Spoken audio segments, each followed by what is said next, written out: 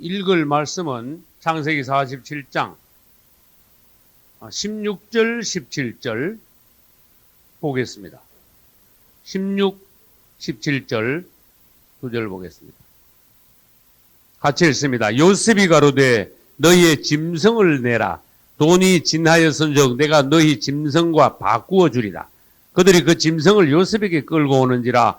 요셉이 그 말과 양떼와 소떼와 나귀를 받아 그들에게 식물을 주되 곧 그 모든 짐승과 바꾸어서 그해 동안에 식물로 그들을 기르니라. 아멘. 돈 다음에 이제 짐승을 가져왔어요. 돈이 다 떨어졌거든요. 그 돈은 여러분들이 뭔가 압니다. 생활 수단이야. 말하자면. 예, 할렐루야. 할렐루야. 할렐루야. 아멘. 모든 것이 주님의 은혜입니다. 할렐루야. 돈 다음에 여러분 곡식을, 가축을 가져왔죠. 이 가축이 뭔가 하면 생활의 수단이에요. 그 사람들은 그 당시에 가축을 타고 노는 게 아니라 가축 가지고 농사 지었죠. 그러니까 이것이, 생활의 수단이구나. 그래서 생활의 어떤 수단을 요셉에게 가져와서 양식을 받았다. 그 말은 오늘날 우리가 생활의 수단을 그분 앞에 가져와서 그분으로 인하여 생활하고 그분을 위하여 생활하고 그런 생활로 바꾼다는 것이 말하자면. 자, 그러면 그 당시의 실제 상황을 보겠습니다. 안 그래도 사람도 먹을 게 없어요. 죽을 지경인데 가축 가지고 있으면 가축은 사람보다 얼마나 더 먹어요. 가축 가지고 있으면 보나마나 되게 되겠어요. 보나마나 죽어. 근데 얼마나 묘합니까? 근데 성경은 뭐라고 기록했는가 하면 가축을 가만히 놔두면 죽을 거 요셉에게 갖다 주면 가축 대신에 양식도 주고 그 가축을 또 요셉이 또 길러줘. 할렐루야. 이야, 이거 얼마나 절묘합니까? 말하자면은 모세의 엄마가 모세 안고 있을 때는 군인들이 서서히 풀어가지고 집집마다 다니면서 사내 아이 보면 막 죽여버리는데 웬걸 낳아 뿌리니까 하나님께 드리니까 그냥 키워주는 거야. 공주의 아들로 월급까지 줘가면서 보호해가면서. 그러니까 요셉에게 가져온 가축은 안 죽어. 그 대신에 가축 대신에 또 양식까지도 줘. 그래서 오늘날 이것이 무슨 의미인가? 여러분 생각해봐요. 모든 생활의 방편, 모든 생활의 수단을 그분 앞에 가져와서 그분 앞에서 그분을 위하여 그분의 방식대로 그분으로 인하여 여러분들이 이 땅의 삶의 근거를 두라. 그러면 그분이 그거로 인하여서 여러분들에게 어떻게 돼요? 양식을 주신다. 다시 말해서 생활을 보장하신다는 거야. 그 다음에 가축이 안 죽은 건 뭡니까? 여러분들이 그분 앞에 가져올 때 여러분이 하는 모든 것이 뭐예요? 망하지 않는다는 거야. 가축이 안 죽는다는 거는. 그래서 돈만 드리는 게 아니고 한편 더 나아가서 생활의 어떤 수단까지도 그분께 생활의 어떤 기반까지도 그분께 드려야 되는구나 하는 것을 알 수가 있습니다. 그 다음에는 여러분 뭘까요? 20절로 가봅시다. 20절 같이 읽습니다. 그러므로 요셉이 애굽 전지를 다 사서 바로에게 드리니 애굽 사람이 기근에 몰려서 각기 전지를 팔미라. 땅이 바로의 소유가 되니라. 아멘. 자, 돈, 그 다음에 가축, 세 번째 뭐를 다 걷었어요? 애굽 땅을 다 걷어 버렸어. 그 땅은 완전히 사람이 그 딛고 사는 거잖아. 그 당시에 뭔지 아세요? 그냥 딛고 사는 것만 아니라 땅에서 농사를 지어가지고 땅에서 나는 걸 먹었어. 근데 이게 완전히 요셉한테 갖다 줘버렸네. 이거 죽을 판이니까 할 수 없이. 그러니까 요셉에게 갖다 줬어요. 내가 여기서 농사 지어가지고 여기서 근거로 해서 먹고 살던 땅이 없어져 버렸어. 그러면 상식적으로 말하면 죽을 것 같죠? 그런데 이 땅을 요셉에게 갖다 주니까 양식을 받아먹고 내가 이제 먹고 사는데 걱정이 없어요. 생활에 보장을 받았어요. 그리고 이 땅이 누구 것이 됐다고요? 요셉 것이 됐어요. 오늘날 우리 주님하고 요셉하고 연관해서 한번 생각을 해봐요. 그리고 뭐든지 주님께 갖다 드리니까 옛날에는 내 거에서 그 위에서 내가 노력해가지고 내가 먹고 살고 말하자면 내가 부자가 되고 내가 이제 웬걸 그 근거 기반 자체를 전부 다 주님께 드리니까 보장은 하시면서 생존을. 그 다음에 이것이 주님께 됐으므로 나는 거기에 가서 일함으로 주님의 일꾼이 돼. 여러분, 땅 판 사람들이 그 땅에서 이거 내 땅이니까 나가, 그래 다 쫓겨나는가 하면은 그게 아니고 땅 주인만 싹 바뀌었지 농사는 그대로 지었어. 요걸 아셔야 돼요. 그리고 요셉이 얼마나 후한 줄 알아요? 5분의 4는 너들이 다 가져가. 5분의 1만 내라. 이야, 요셉이 굉장히 후해요, 그때는. 일제시대 때 일본 사람들은 그렇게 안 했다니까. 완전히 그냥 착취했다니까. 이런 명목, 저런 명목이라. 우리 조상들이 일제시대 때 얼마나 고통을 당했는지 몰라. 그래, 하다 안 되니까 외국으로 다 도망가고. 이 땅에 남아있는 사람들은 풀뿌리를 캐먹지 않냐, 나무 껍데기를 뺏기 먹지 않냐, 별짓을 다 했죠. 여러분, 수천 년 전에 요셉은요, 그만큼 후했어. 너희들 그냥 있으면은 죽게 된다. 그 땅을 나에게 가져오너라. 그리고 내가 너희들에게 땅값으로 후하게 양식을 주겠다. 그걸로 배부르게 먹어라. 그리고 내가 너희들을 쫓아내지 않겠다. 땅은 내 명의로 바뀌었지만은 농사는 그대로 짓고 농사 잘 지어가지고 5분의 4는 다 가져가라. 5분의 1만 일로 가져오너라. 그분이 얼마나 후한 분이신가. 그분이 우리를 살리려고 어떤 후한 제도를 만들으셨는가. 그걸 보셔야 돼요. 그래서 여러분, 내 땅에서 내가 노력해가지고 내가 먹고 사는 게 좋겠습니까? 이 땅을 주님 거로 만들어가지고 주님 밑에 가가지고 주님을 위하여 일하고 그분으로부터 보장받는 게 좋겠습니까? 이걸 생각하셔야 된다니까. 그래서 땅을 주님께 드리는 게 뭔가 여러분 아셔야 돼요. 완전히 그분의 땅에서 이제는 사는 거야. 이해가 이제 조금 더 가죠. 옛날엔 내 땅에서 살았는데 이제는 애굽 땅 전체가 누구 거야? 요셉 거지요. 그분의 땅에서 살아. 그분의 땅에서 농사를 지어. 그렇게 천년왕하고 생각 안 나요? 그분의 땅, 그분이 통치하는 그분의 땅에서 그분을 위하여 농사를 짓고 그 대신에 내가 5분의 4 하나 가져가. 그래서 그분은 사람들을, 죽을 사람들을 가만히 놔두면 죽을 사람들을 살릴 뿐만 아니라 후하게 생활의 보장을 해주시는 분이시다. 그 애굽 사람들이요, 그 근처 사람들이 요셉에게 오지 않는 사람은 다 죽었고 온 사람들은요 전혀 배고픈 사람이 없었어. 그건 영적으로 오늘날 무엇을 의미하는가, 여러분들이 그걸 깊이 상고를 하셔야 돼요. 그리스도를 떠나서 내가 내 능력으로 살아가려고 한다면은 그거는 한계가 되면 부딪혀요. 모든 생활의 기반을 그분께 두고 그분 은혜 가운데서 여러분들이 무엇이든지 한다면은 그분은 보장합니다. 할렐루야.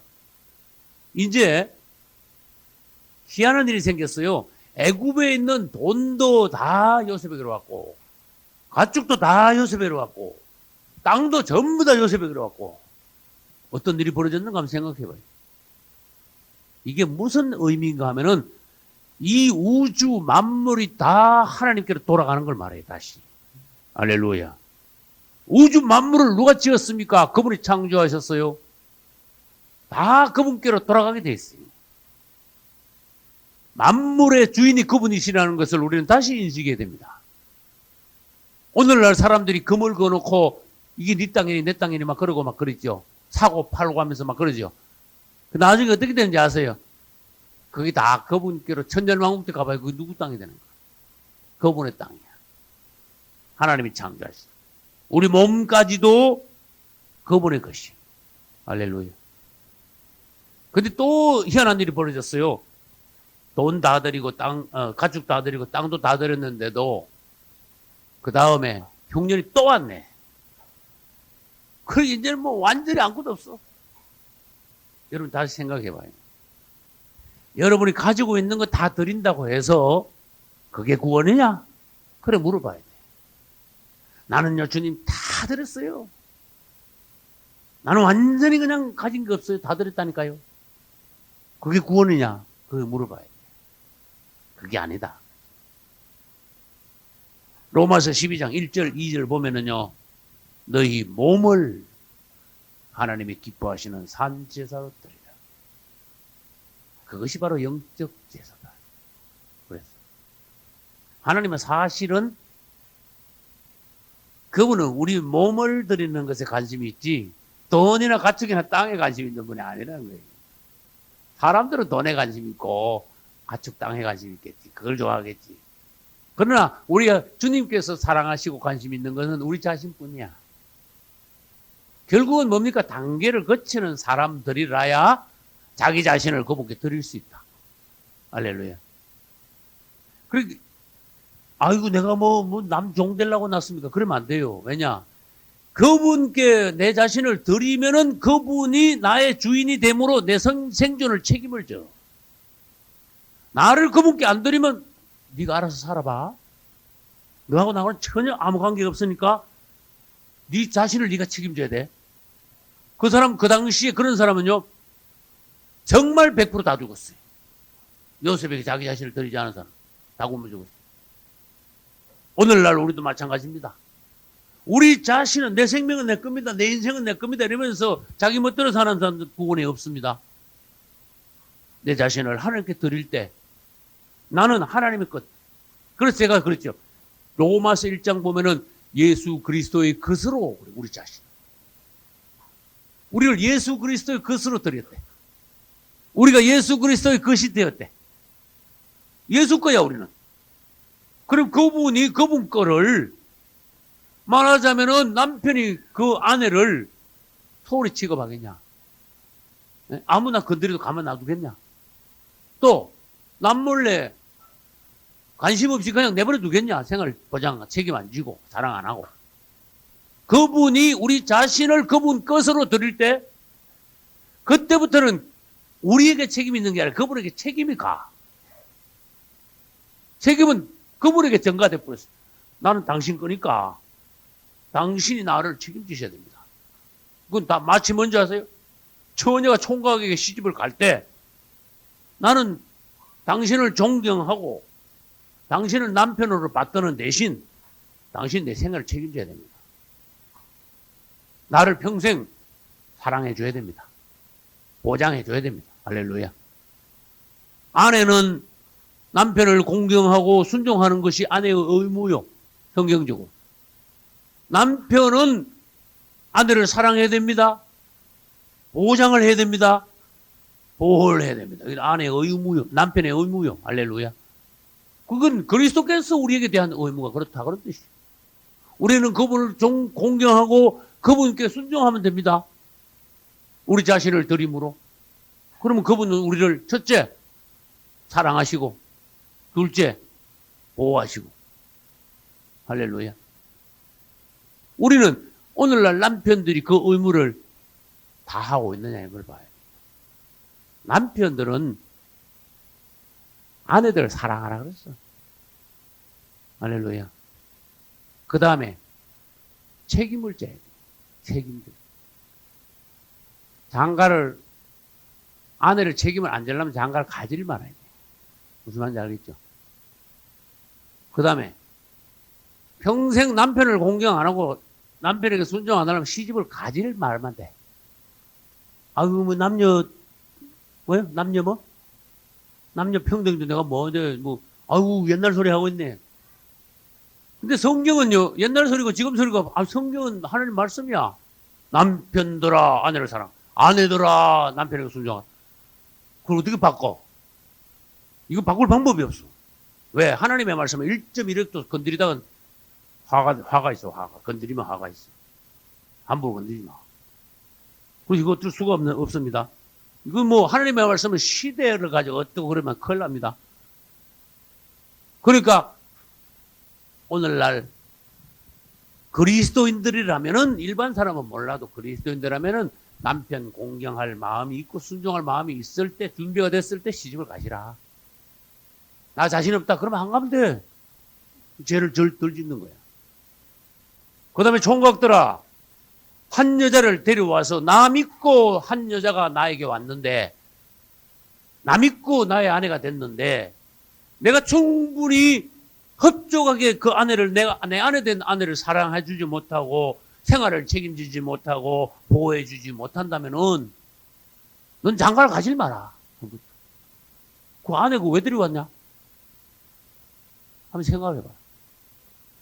그리스도께서 교회에 대해서 그렇게 하시더냐? 너는 안 믿는 사람보다 더 못해. 이렇게 되는 거야. 자기 가정에 대해서 충실하지 못하고 책임지지 못하는 남편이 있다면 믿지 않는 자들보다 더 악하니라. 성경에 그런 말씀 있습니까? 없습니까? 믿지 않는 사람보다 더 악하다. 그래서 이 모든 것이 뭡니까? 생활의 규범이요. 생활의 법이기도 하지만은 그걸 통하여서 그리스도와 성도, 그리스도와 교회 간의 어떤 사랑과 연합을 이 땅에서 실현하라. 그런 뜻이에요. 할렐루야. 여러분 자신을 그분께 드린다고 뭐 억울합니까? 그러면 말하자면 예수 믿지 말아야 된다. 그런 뜻이야. 그래서 내가 그 설명을 충분히 한 거예요. 그분, 나는 내 자신을 드리지만은, 나는 그분께 순종만 하지만은, 그분은 나 위하여서 죽으시는 분이라는 거, 그걸 아셔야 돼. 차원이 다르다는 거야. 십자가에서 죽으셨다니까. 근데 나는 순종 하나도 못합니까? 그분은 나를 위해서 죽었는데. 그래서 우리는 그분께 우리 자신을 드릴 때에 감격해야 돼. 감지 듣게. 그 마지막 그분께 드리는 수 있는 것이 뭡니까? 우리 자신. 할렐루야. 돈도 사실은 초보고 돈 드리는 거. 그 다음 생활 가축 기반. 그 다음에 땅 근거. 이거 다 초보 단계고 정말 하나님께 드려야 될 것은 뭐다? 우리 자신이다. 내 몸을 하나님이 기뻐하시는 산제사로 드리라. 할렐루야. 이제 우리는 기쁨으로 그분의 종이 되어야 됩니다. 이리하여 요셉은 말하자면요, 땅에 있는 보이는 것 모든 것 다 그냥 다 걷어가지고 다 누구 것이 되겠다? 바로 왕의 것이 되겠어요. 굉장히 특별한 의미가 있습니다. 우리 예수께서는 우주 만물을 다 걷었어. 다시 말해서 우주의 현 상황을 여러분 보셔야 돼요. 우주는 질서가 파괴됐어요. 사람은 창조의 기본, 하나님의 기본 목적에서 벗어났어요. 그 다음에 사람과 땅은 하나님이 만들 때 하고 판이하게 오염돼 버렸어. 그래서 뒤죽박죽이 돼 버렸어요. 마귀의 왕국이 돼 버렸어. 희한하지요. 하나님이 자기를 만들었는데 하나님이 자기 아버지인데도 사태질을 하나님이 어디 있냐 나와보라 그래라. 어? 무지막지한 사람들이 많아. 90몇 프로가 이 땅에는 무지막지한 사람. 이거 얼마나. 그러나 성경에 말하면 뭡니까? 결국은 너희들이 암만 그래라. 이 땅에 있는 모든 것과 사람들까지도 다 하나님이 창조하셨다. 하나님의 것이다. 그 영혼들이 하나님 앞으로 돌아갈 것이다. 할렐루야. 돌아가서는 그 다음에는 심판이 있죠. 그래서 우리는 요셉이 모든 것을 몰수하여 바로 왕 것이 되게 한 것과 같이 그리스도께서는 이 땅의 우주 만물 모든 것을 몰수하여 하나님 아버지께로 돌리신 분이라는 걸 알아야 돼요. 그래서 성경에는 대단히 특이한 구절이 있습니다.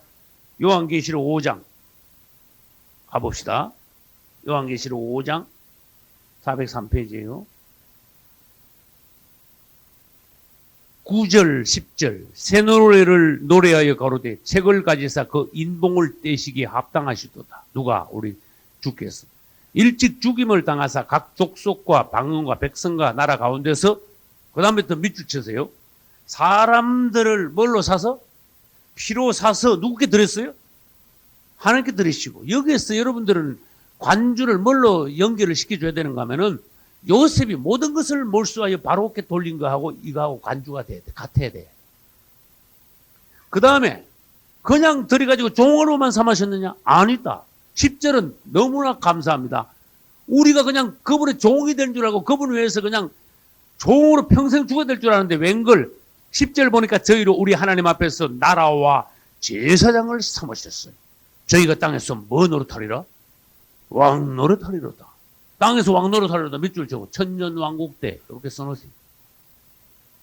우리는 그분께 우리 자신을 드렸지만 그분은 우리를 종으로 부르시지 않으시고 사랑하는 신부로 받으시고 천년왕국 때는 우리를 그분과 같이 천년왕국을 통치하는 왕들로 삼으시더라. 할렐루야.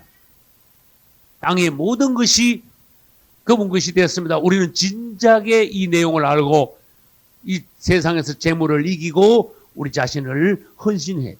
할렐루야. 이제 야곱의 47장에서 야곱의 유언의 장면이 끝부분에 나옵니다. 창세기 47장 끝부분으로 가보겠습니다. 47장에서도 29절 28절에는 야곱의 수가 애굽에서 몇 세까지 했죠? 28절에 야곱의 애굽 땅에 17년을 거했으니 애굽에 가서 17년. 그 다음에 그의 수가 몇이라? 147세라. 야곱은 147세에 죽었습니다. 29절 이스라엘의 죽을 기한이 가까움에 그가 그 아들 요셉을 불러 그에게 이르되 지금부터 이제 유언을 하는 거야. 이제 내가 내게 은혜를 입었거든 청하노니 내 손을 내 한도뼈 아래 넣어서 이건 맹세하는 거예요. 나를 인내와 성심으로 대접하여 애굽에 장사하지 않기를 맹세하고 이제 내용들이 나옵니다. 유언의 내용이 나옵니다. 30절 내가 조상들과 함께 눕거든 눕는다는데 여러분 밑줄에나 동그라미 쳐봐요. 특이한 단어입니다. 너는 나를 애굽에서 메어다가 선영에 장사하라. 이것은 이제 49장 끝에 가면 또 나옵니다. 더 상세하게. 그 다음 요셉이 가로되 내가 아버지의 말씀대로 행하리다. 야곱이 또 가로되 내게 맹세하라. 맹세하니 이스라엘의 침상 머리에서 경배하니라. 참 야곱이 마지막 그 장면이 굉장히 아름답습니다. 여러분은 이 장면이 아름다운 장면이라는 것을 인식을 하실 정도가 되어야 돼요. 이제 야곱은 유언을 합니다. 성숙한 야곱은 바로보다도 높고 자기 아들이 애굽 전역의 총리지만은 그 자기 아들 요셉보다도 훨씬 성숙한 사람이 되어 있습니다. 그가 하는 모든 행동, 언행들이 얼마나 장중한지 전혀 흠이 없습니다. 젊었을 때하고는 판이합니다. 애굽에 도착할 때부터 야곱은 말은 많이 하지 않았지만은 하나님을 표현했습니다. 과연 그 이름에 합당합니다. 그 이름 뭐? 이스라엘. 이스라엘 무슨 뜻? 하나님의 왕자. 어느덧 야곱에게는 하나님의 왕자의 형상이 나타났습니다. 하나님의 왕자는 곧 사실 말하면 그리스도입니다. 하나님의 아들. 하나님의 아들이나 하나님의 왕자. 그래서 야곱은 그리스도의 형상을 말년에 그대로 빼닮았다. 그래서 그는 이제 마지막 죽기 전에 자기 아들 요셉을 불러가지고 유언을 합니다. 내가 죽거든 애굽 땅에다가 장사하지 마라. 어디에다가? 우리 고향 선영에다가 나를 장사하라. 할렐루야. 이거는 고향 땅 선영은 단어를 고른다면은 본향 이런 단어를 쓸 수 있어. 본향. 또 성경에서 본향, 우리 기독교에서 본향 그러면은 천국을 떠올려. 내 본 고향에다 갖다 묻어라 그러면 야곱이 죽으면서 나 여기 묻히지 않겠다. 본향에다 갖다 묻어라. 이 말은 오늘날 우리가 천국에서 다시 천국을 향하여 다시 부활하는 그러한 부활의 소망을 주는 야곱의 마음. 이제 야곱은 내가 죽거든 그렇게 말 안 했어. 아주 특이한 단어였어. 내가 어떻게 하거든? 에? 내가 눕거든. 눕는단 말은 잠들거든 그런 뜻이야. 나는 죽는다 표시 안 하고 내가 자거든 그랬어. 잠잔단 말은 내가 자는 동안에 나를 어디다 갖다 묻어라? 내가 자는 동안에 고향 선영에 갖다 묻어라. 그럼 내가 잠이 깨는 날, 다시 말해서 부활하는 날 그리스도 앞에 있게 될 것이다. 이 부활의 어떤 영이 야곱에게 분명히 있었어요. 그래서 잔다는 용어를 썼고 애굽에 묻지 말고 본향에다 갖다 묻어라 그랬고, 선영 아브라함과 이삭과 같이 나를 묻어라. 아브라함이 간 곳, 아브라함이 있는 곳, 이삭이 있는 곳 나로 같이 있게 하라. 할렐루야. 야곱은요, 그냥 고향이 그리워서 그냥 고향에 묻으라 한 게 아니라니까. 야곱의 한 모든 말과 행동은 굉장히 의미가 있습니다. 영적인 교훈이 있습니다. 깊이가 있습니다. 우리 그거를 하나하나 볼 줄 알아야 돼요. 그런데 요셉아, 이리 와서 내 유언을 듣고 이거 맹세해라. 예, 맹세하겠습니다. 그냥 맹세가 아니야. 내 환도뼈 아래 네 손을 넣어라. 예, 이스라엘 사람들이 특이한 그 맹세시키는 방법이야. 맹세시키는 방법. 환도뼈 아래 손을 넣어라. 근데 왜 갑자기 환도뼈가 나올까? 환도뼈. 굉장히 사람 몸 중에 환도뼈 아래가 굉장히 특이하단 말이에요. 환도뼈와 환도뼈 아래가 굉장히 특이하고. 요셉이 자기 아버지가 이제 147세 죽기 직전인데 와가지고, 너 이리 와서 내 환도뼈 아래에 손을 넣어라. 이건 네가 아버지의 가장 중요한 부분에다가 네가 손을 넣고 아버지 앞에 맹세하는 것이다. 네가 이 맹세를 어기면은 네가 아버지를 욕보이는 거다. 아버지의 가장 중요한 데 손을 넣고 네가 맹세하는 것이다. 근데 환도뼈 그러면 여러분 또 생각하셔야 돼요. 이 야곱은요, 난지 8일 만에 환도뼈 옆에 할례를 받았어. 이거 먼저 아셔야 돼요. 그 다음에 야곱은 외삼촌 라반 집에 있다가 돌아올 때 야복강 강을 건너면서 그분으로부터 환도뼈가 부러져 버렸어. 이 얼마나 중요한 환도뼈인가, 환도뼈 부건인가. 그래서 이 환도뼈 그러면요, 야곱의 변화, 야곱 변화의 그 상징되는 장소야. 야곱은 그 환도뼈와 환도뼈 부근으로 인하여서 하나님께 극적으로 만짐받고 변화되었어요. 그래서 우리는 야곱의 환도뼈 생각하면 하나님의 손이 그 머문 곳. 환도뼈를 얻어맞고 난 뒤에 야곱은, 여러분 그걸 생각 안 해봤지요? 죽을 때까지 절름거렸어. 야곱의 걷는 모습은요, 완전히 절름발이야. 완전히 절름발이거든. 그래서 바울이 말한 것과 같아요. 너희들 나를 괴롭게 말라. 내가 예수의 흔적을 가졌노라. 그랬어요. 야, 난 처음 읽을 때 굉장히 힘들더라고. 예수의 흔적이 뭐냐? 예수의 흔적. 나는 야곱이 그분의 흔적을 가졌다고 생각했고, 그분이 때려가지고 쩔르꾸니까 그분의 흔적이잖아. 너 왜 그래? 아, 그분한테 맞았어. 그분한테 맞았어. 그분이 나 딱 부러뜨리니까 나 이렇게 됐다니까? 걸을 때마다 나 그분한테 맞았어. 그분이 나 이렇게 만들었어. 그분에 의하여 부러진 거야. 사실은 이게 다리가 절름거리는 게 아니고 그 육성이 그냥 완전히 부러져 나간 거야. 할렐루야. 가장 질긴 부분을 하나님은 꺾어버린 거야.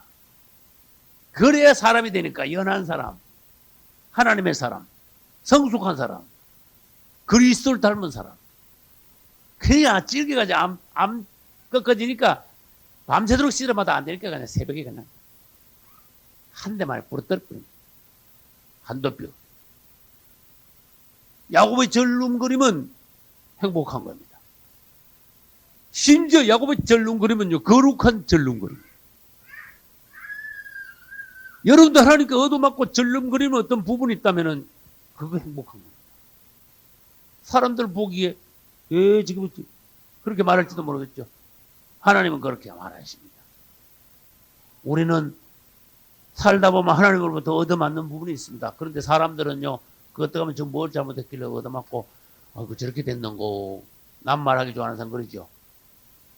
그게 오늘날로 말하면 야곱의 절름과 그림과 같은, 오늘날 우리가 하나님께 얻어맞고 절름거리는 그런 경우가 있어요. 여러분, 거기다 하나님 앞에 가보면은 주님의 손이라는 걸 알고, 하나님의 만지심, 주께서 나를 새롭고 성숙해 만드시기 위하여 나를 꺾으심, 만지심, 벗기심, 그분의 축복의 손. 할렐루야. 하나님은 살아계십니다. 그분은 나에게 무심치 않습니다. 내가 그분으로부터 미꾸라지같이 도망가면 몰라도 내가 그분 앞에 있다면 그분은 나를 만지시고 야곱같이 만드십니다. 난 그 확신이 있습니다. 그래서 우리는 이 야곱을 보고 배워야 되는 거예요. 끝없이 배워야 돼요. 그래서 주님 나도 이렇게 만져주신다면 내가 죽기 전에 당신을 더 가까이 더 밝게 보고 당신을 관하여 내가 더 깊이 말할 수 있겠나이다. 이런 간증을 하십니다. 할렐루야. 그리고 이제 맹세를 하고 나니까 유언을 하고 마지막 절에 보니까 야곱이 이스라엘이 침상머리에서 경배하니라 이래놨어요. 여러분이 아무것도 아닌다는 거죠? 밑줄 한번 쳐봐요. 침상머리에서 경배하니라. 근데 이걸 누가 그림을 그린 사람이 있냐? 난 못 봤어. 이 그림이요, 아주 거룩한 그림이야. 근데 헬라어 번역 70인역 성경이라는 게 있는데 거기는요, 요거하고 번역이 조금 달라. 침상머리에서 경배하니라 안 해놓고 야곱이 침상머리가 아니고 지팡이 머리에 의지하여 경배하니라 이러면서. 그래서 간주를 잘 알아야지. 히브리서 한번 가봅시다. 11장. 히브리서 11장에 막 사람이 막 성경 인물이 막 쫙 나오죠. 연대별로. 예? 막 쫙 나오죠. 쫙 나오는데 그러면 야곱은 어디쯤 나올까? 21절. 히브리서 11장 21절. 믿음으로 야곱은 죽을 때 나오잖아. 그 다음에 뭐예요? 요셉의 각 아들에게 축복하고, 무슨 머리에? 지팡이 머리에 의지하여 경배했다 했잖아요. 봐. 요거는 70인역 번역을 따라가지고 지팡이 머리에 의지하여 번역했다 그랬고, 창세기는 그대로 침상머리에서 그냥 경배했다 그랬어. 그런데 사실 침상머리에서 경배한 건 맞는데, 침상머리에서 지팡이에 의지해서 경배한 거야. 난 이걸 흉내도 못 내. 왜? 하도 그 모습이 숭고 거룩하니까. 그 147세에 완전히 하나님의 사람이 된 야곱이 그분 앞에 가기 전에 나에게 이제까지 나의 이런 인생을 만드시고 내 안에서 나타나신 하나님, 내 자신이 어떠한 나였는데 오늘날 나를 만들어내신 하나님, 그분을 경배하고 그분을 의하여 이겨지면 이겨질수록 그분에 대하여서 말할 수 없는 영 안에서 깊은 감사, 정, 사랑 이런 것이 막 우러나오는데 나의 인생의 모든 환란에서 나를 건지신 여호와. 이 다윗도 그런 말 했어요. 근데 어느 날 내 입에서 그런 고백이 나오더라고. 내가 지금까지 큰 긴 인생을 살지 않았지만 굽이굽이 나의 인생에서도 모든 환란, 모든 어려움 굽이굽이 때때마다 주님이 나를 건지시고 여기까지 오게 하시고 사랑하셨구나, 공급하셨구나. 그 야곱의 죽을 때 침상머리에서 지팡이 의지해서 경배한 그 순간의 모습, 그 심정, 상황, 그 그림이 나는 이해가 가더라. 실감이 나더라. 여러분, 내가 이게 야곱은 지팡이 머리에 의지했습니다. 그래서 왜? 지금 마지막 유언하고 147세에 죽기 전이니까 얼마나 육체의 힘이 없는가 한번 생각해봐요. 그러나 그 영은 살아있어. 영은 아주 하나님으로 떨리고 주님으로 젖고 주님 앞에 아주 그냥 익었어. 이 표현이 안 돼. 그런데 그 지팡이 머리에 의지하려니까 한 손만 닿겠어요. 두 손을 다 얹었겠어. 두 손을 다 얹어가지고 그 침상머리에서 지팡이 두 손을 짚고 거기다가 머리를 대고 경배하는 야곱의 모습은 이건 아무리 연기 잘해도요 흉내를 못 내. 그런 모습이 안 나와. 완전히 익은 사람에게서 완전히 거룩한 무엇인가 나오는 거야. 설교도 마찬가지야. 그 사람이 하나님 앞에 다룸받고 하는 일 이거야. 설교는 기교가 아니에요. 하나님을 체험한 결과요. 하나님이 나를 만지신 결과요. 하나님이 나를 어느 정도 통과했느냐. 그 결과요. 그리스도의 축적의 분량의 표현이요. 그 설교라는 게 그냥 이 손재주 가지고 이 머리 가지고 신학적으로 해가지고 그런 게 설교가 아니라니까. 그 야곱이 마지막 때 그 모습은 우리가 사모해야 돼. 거룩한 하나님의 사람이 여기 있구나. 요셉은 자기 아버지 그래서 못 따라간다. 이삭, 야곱의 아버지 이삭은 자기 아들보다 못해. 아브라함도 야곱보다 못하고. 다시 말해서 아브라함과 이삭과 야곱을 거쳐서 야곱에 와서 야곱의 말년에 가서 완전한 한 사람이 태어난 거야. 그 완전한 한 사람이 요셉을 통하여 통치한 거야. 말하자면. 그래서 네 사람을 한 사람으로 보는 것이 합당한 거야. 그래서 네 사람의 과정이 여러분의 과정이 되줘야 돼. 특히 야곱의 말년의 모습에서 여러분들도 그러한 모습이 나와줘야 돼. 그래야 여러분 인생이 승리하는 거예요. 그냥 나이 먹고 난 뒤에 죽을 때 완전히 그냥 미석순간 가운데, 저속한 가운데, 완전하지 육직기들이 그냥 금과 흙은 육성이고 금이 신성이라면은 막 8, 90%가 전부 다 흙덩어리고 주님 앞에 가면 얼마나 부끄러워요. 야곱은 순금이 됐어요. 할렐루야. 사모하셔야 돼요. 여러분 성경을 그냥 읽지 말고 성경에서 그 하나님 눈으로 뭔가 볼 수 있어야 되고 사모할 수 있어야 되고. 할렐루야. 그러므로 여러분 우리는 야곱이 참 이렇게 성숙한 모습의 극치를 보였구나. 할렐루야. 성숙한 모습의 극치. 얼마나 놀라. 이런 야곱이니까 거기에서 뭐가 나오는가 하면은 49장의 그 놀라운 게 나오는 거야. 그래서 난 미리 말합니다. 난 49장을 또 다 하면서 49장을 나 빼고 할 수는 없습니다. 그러나 나 합니다. 그러나 여러분들이 내 49장의 내 강해가 여러분 흡족한 게 아니라는 걸 아셔야 됩니다. 이 49장을 강해할 수 있는 종이 나온다면 그 종은 몰라. 내가 보기에는 몇 세기 하나 나올 종이라고 난 그렇게 생각해요. 왜? 내가 봐도 이건 49장 나 자신이 없으니까. 그럼 자신 없는 게 또 있어요. 난. 여러분 난 자랑을 절대로 안 합니다. 난 계시록을 강의했어요. 1장에서 22장까지. 그러나 하나님 앞에 내가 기도했습니다. 주님 나 이거 못합니다. 그랬어 지금.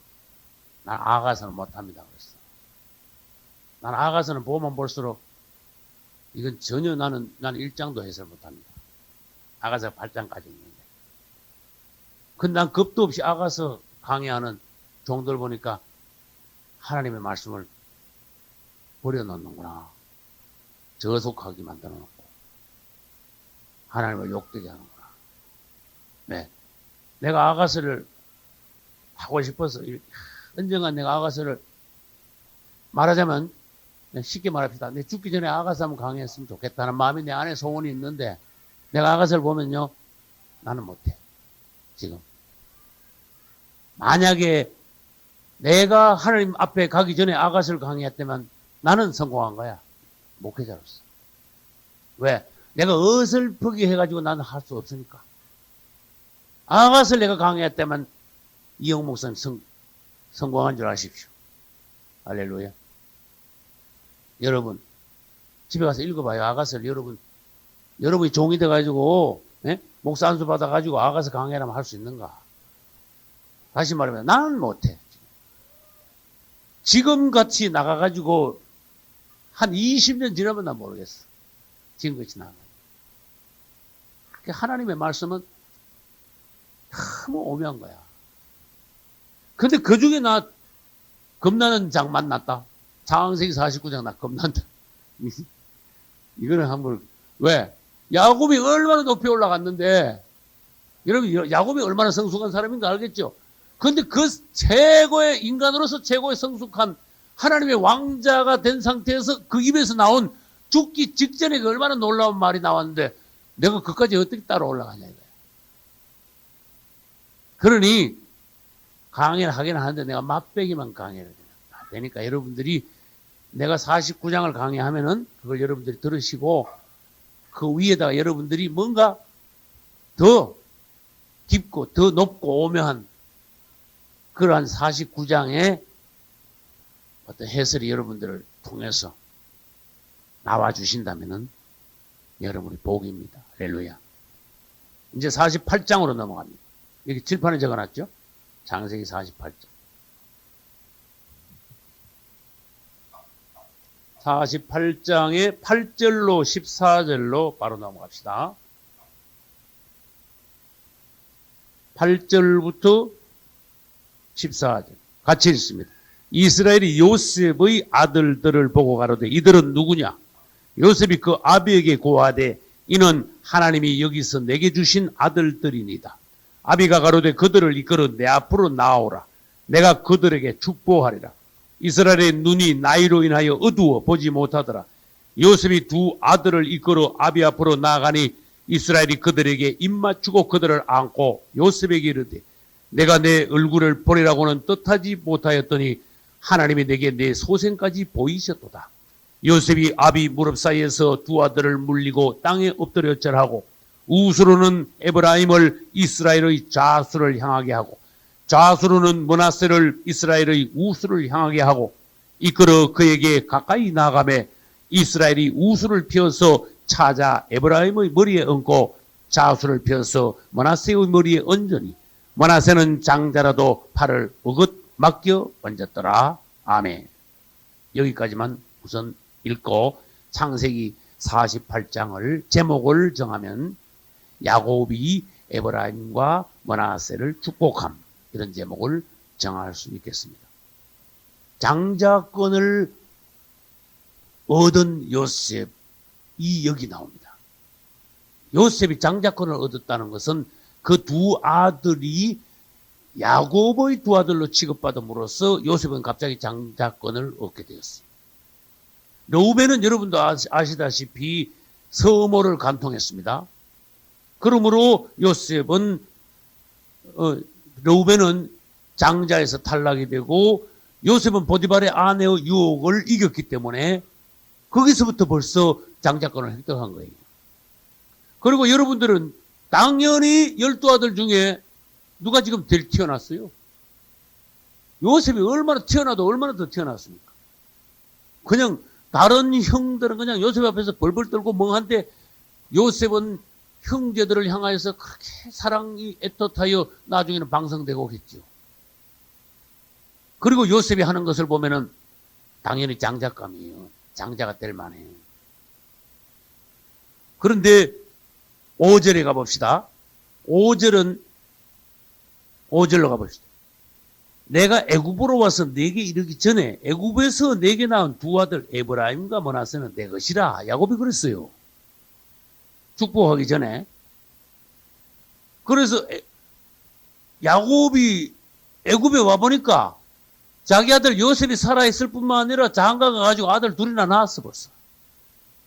그런데 야곱이 참 사람이 얼마나 깊어요.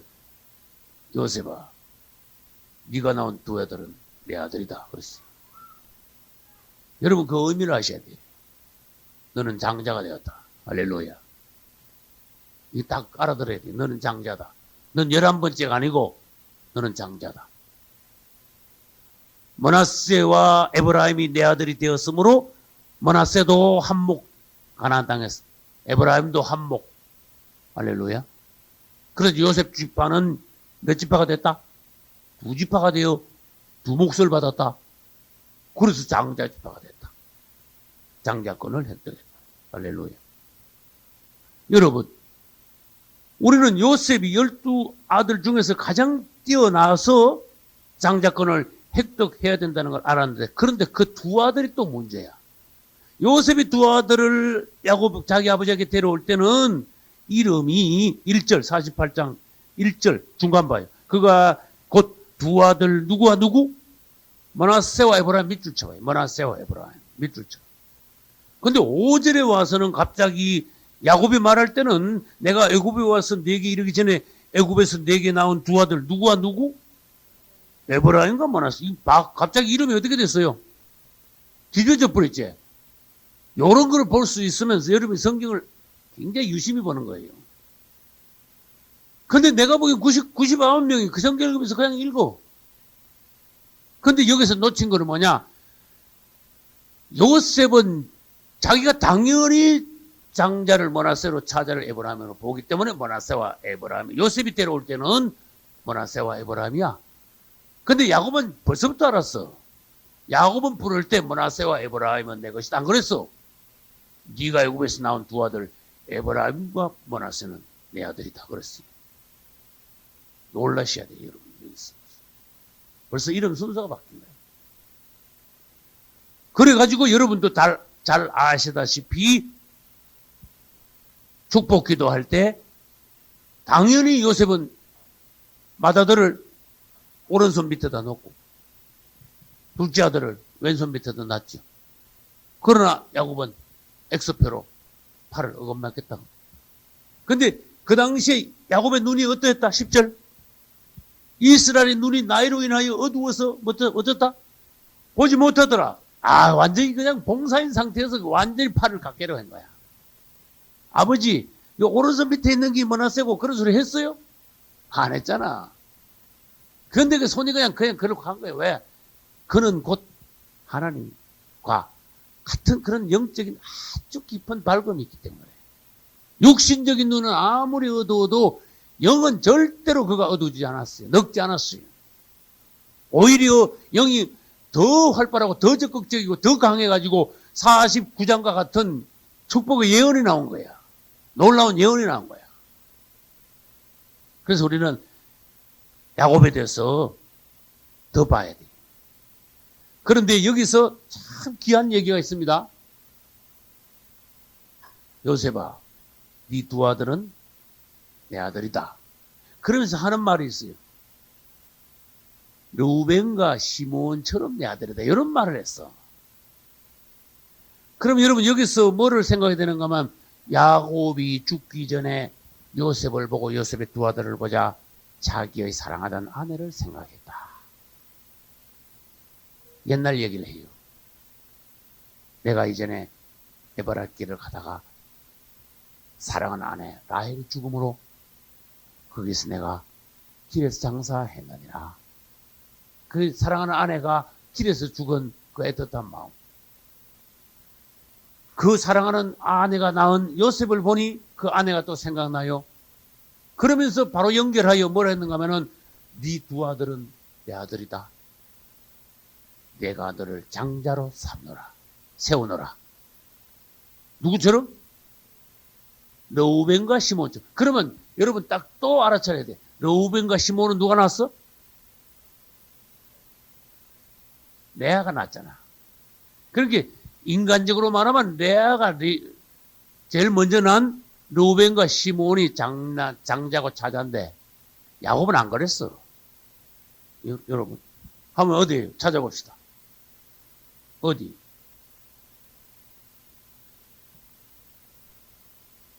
여러분 누구와 누구처럼? 몇 절에 있습니까? 5절.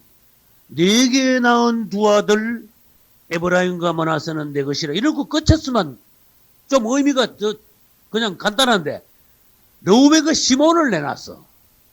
여기서 의미가 깊은 의미가 또 나오는 거야. 르우벤과 시몬은 레아가 낳았다. 인간적으로 말하면 레아가 낳은 르우벤과 시몬이 당연히 장자고 차자다. 그런데 요셉이 낳은 에브라임과 므낫세를 장자 차자로 세움으로써 여러분 그 뒤에 있는 걸 봐야 돼.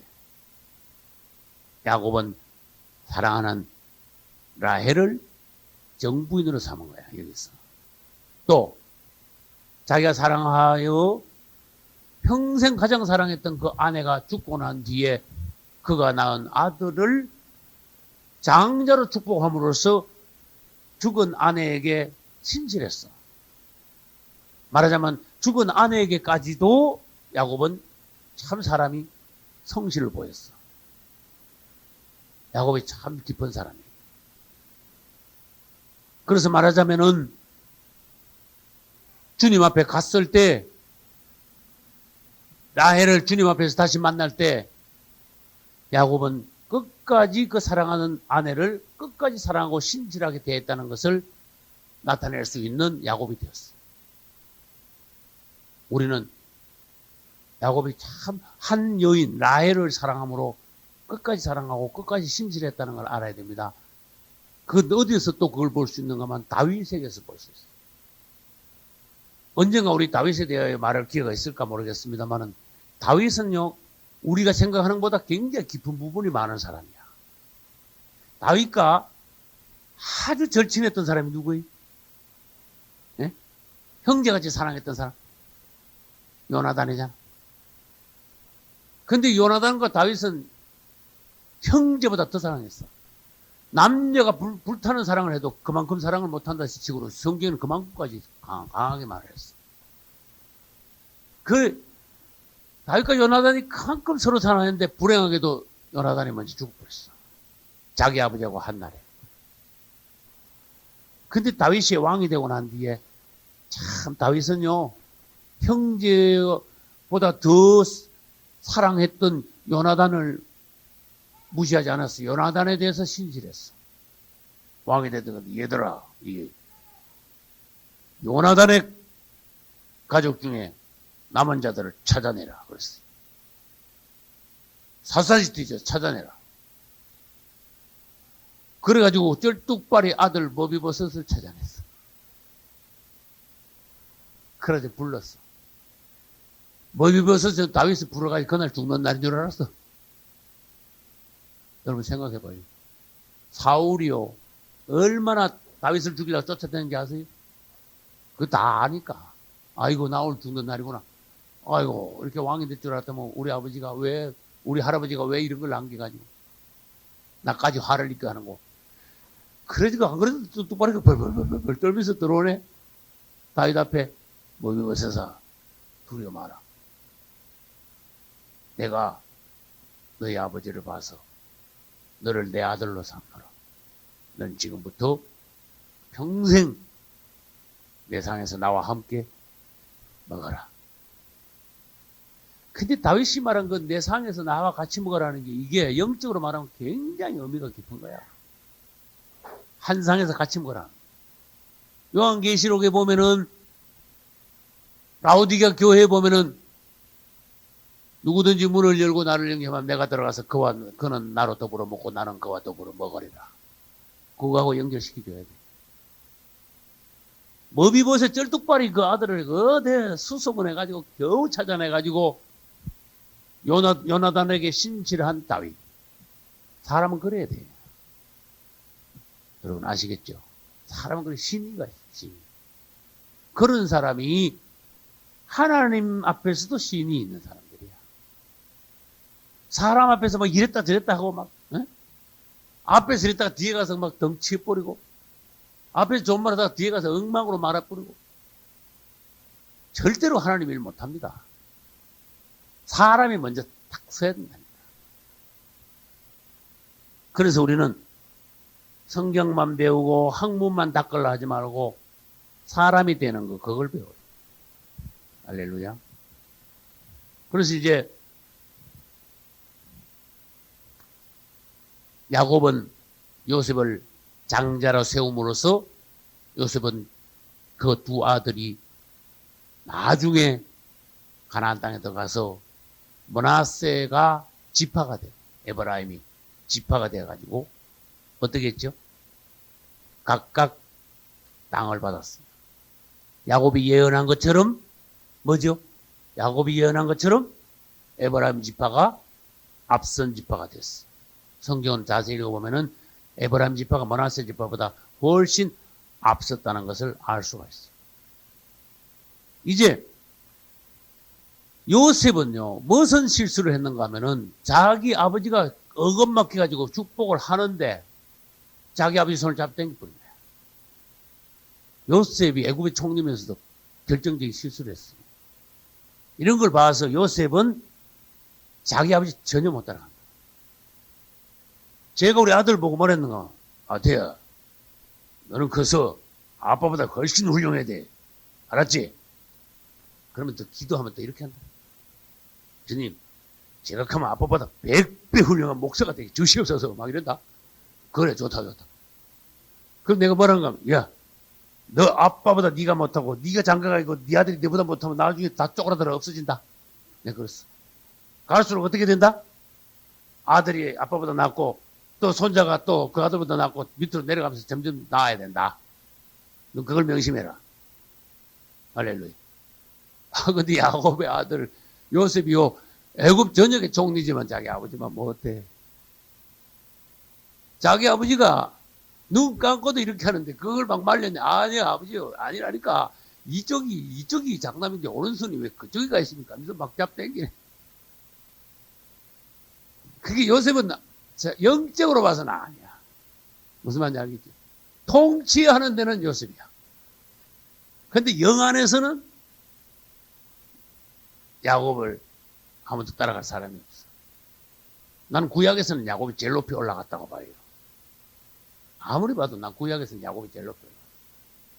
근데 49장을 할 때 야곱이 어떤 부분에서 모세보다 더 높다는 걸 내가 보여드릴게.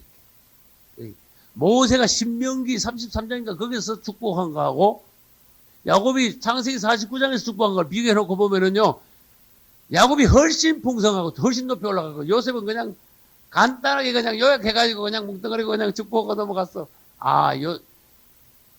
모세의 축복이 훨씬 약하구나.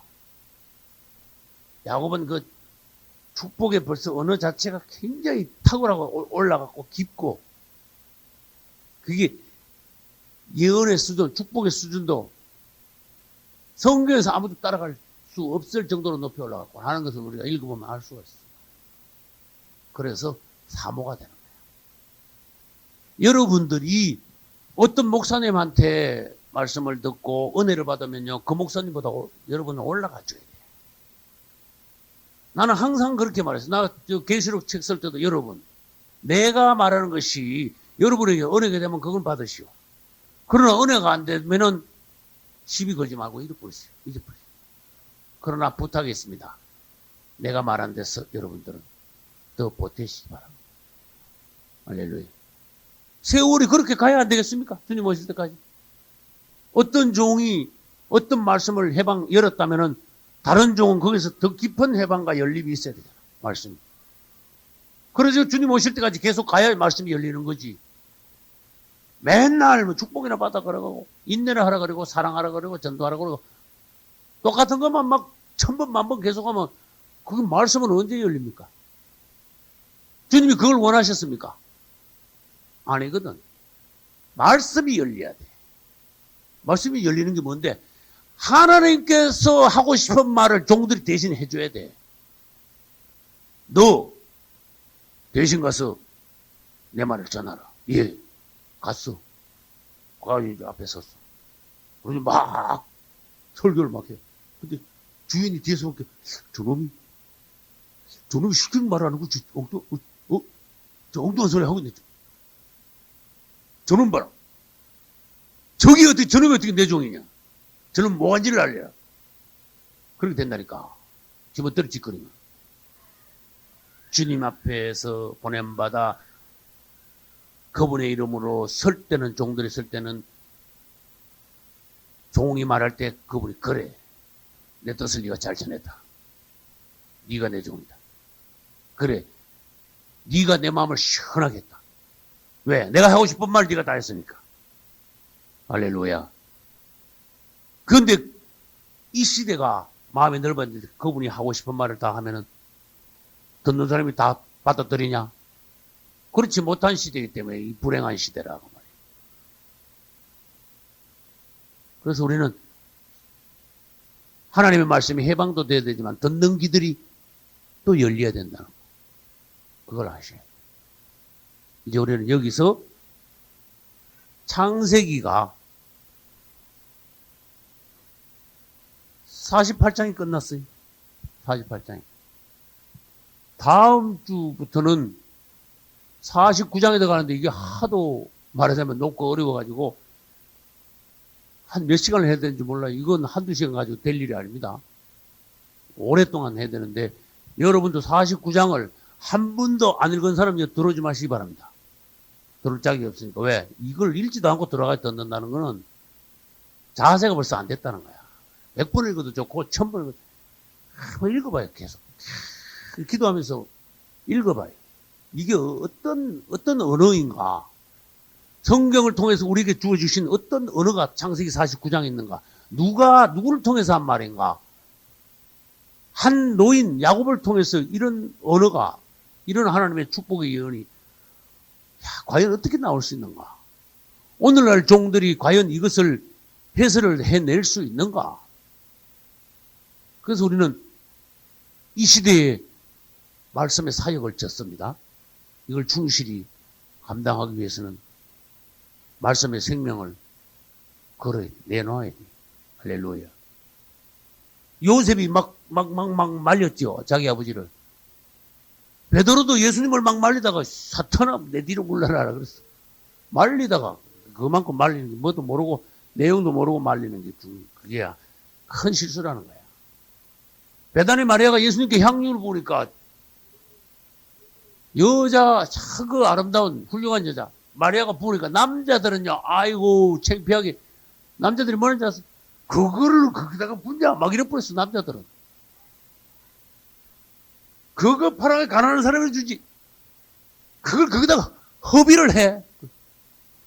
성경에 여러분 예수님한테 부었는데 허비라는 단어를 썼어. 그걸 누가 예수님 제자들이 아주 창피한 단어. 여러분 주님 위해서 쓴 걸 허비라고 말한 주님의 제자들이야.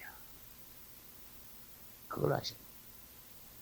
오늘날 기독교인들이 허비를 많이 하는데 마귀한테 갖다 바치는 게 그게 허비하는 거야. 주님께는 옥합을 100개를 갖다 부어도 그게 허비가 아니라니까. 근데 만약에 허비한다는 사람 가만히 보면은 뭐 어떻게 하는 사람 큰 소리 치는 사람 보면 지는 돌아다니면서 돈을 쓸 때는 다 써. 그걸 아셔야 돼요. 지 자신을 위해서 쓰고 쓸 때는 데다가 돈을 쓰고 성도들이 피땀 흘려 말하자면 내는 헌금을 엉뚱한 데 쓰면요 마귀 웃는다니까.